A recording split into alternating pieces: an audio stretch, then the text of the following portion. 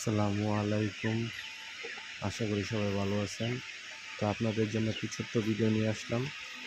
তো এগুলা লেয়ার মুরগি, 2 মাস 15 দিন বয়স। তো কিছু সংখ্যক মুরগি আমার কাছে আছে, তো হাত বদল করে দিব। যদি কারো প্রয়োজন হয় তাহলে আমাকে ইনবক্সে নক করবেন।